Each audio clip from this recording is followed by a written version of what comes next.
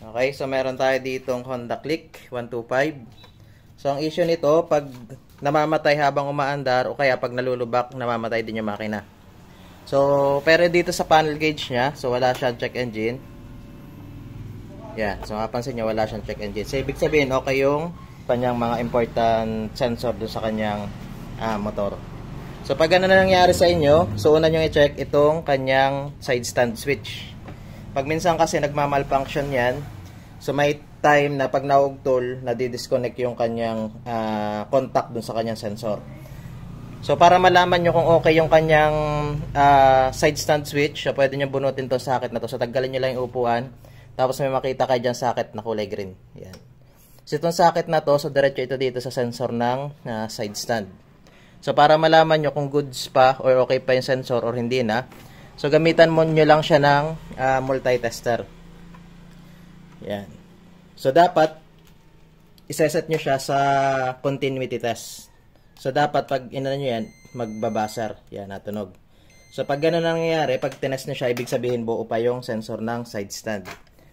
Pero pag hindi siya nagbasar, ibig sabihin ay siraan na or nagmamalfunction na yung side stand switch. Pero dapat pag test nyo, dapat hindi naka-side stand. Kasi walang contact yan pag naka-side stand. Ibig sabihin, putol yung linya niya. So, pakita ko lang. So, naka-side stand yan. Yan. So, pag tinest ko to, dapat hindi siya magbabasar or hindi siya tutunog. Yan. So, makikita nyo, may reading lang siya. Pero hindi siya, naka-auto lang. So, hindi siya natunog.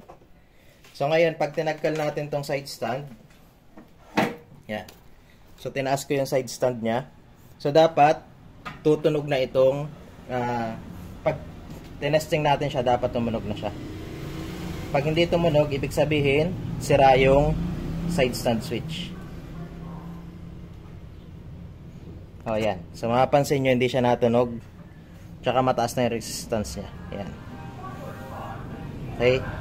So, kaya hindi siya na-start kasi nga, hindi na nagko-contact yung kanyang switch doon. So, ngayon, ang gagawin natin dito, kasi wala pa tayong available na switch, or naubusan tayo ng switch ng side stand. So, ang gagawin natin, bypass muna natin to para magamit ni sir ng maayos.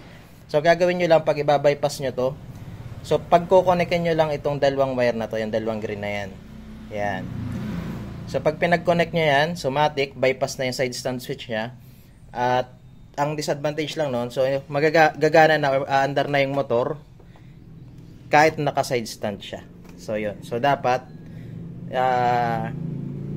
kumbaga pag aandar kayo, so check nyo na lang lagi kung naka-side stand pa kasi mag-activate na yan or aandar na yung makina niyan kahit naka-side stand once na kinlik nyo itong starter button. Okay? So ngayon bypass lang natin to and then try natin kung i-start na yung motor ni sir. Okay. So, kung gusto nyo ibalik pa yung inyong switch ng side stand, so, mas maganda, wag nyo na ito putulin. So, balatan nyo na lang yung wire, and then, iikot nyo siya pa ganun, para mag-contact siya. And then, tape nyo na lang ulit, tapos saka nyo siya isaksak dito. Okay? Para pag magbabalik kayo ng switch, titapan nyo lang itong binalatan nyo na wire. So, buo pa rin siya, hindi pa siya putol. Yan. So, try natin.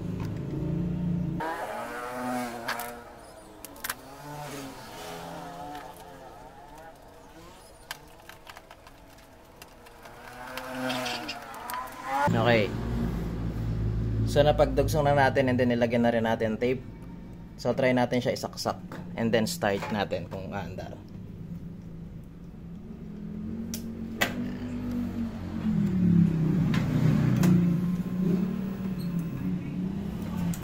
Yo. Okay na. So, naandar na siya.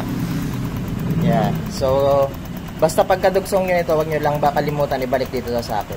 Kasi pag bunot yan, pakita ko lang, yan. So, mamamatay yung motor. Yan. Or hindi rin siya i-start. Yan.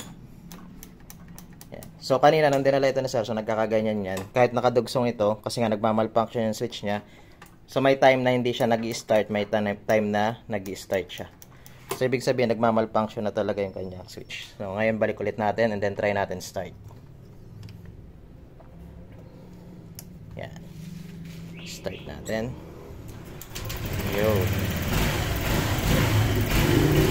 So, yun lang. So, okay na.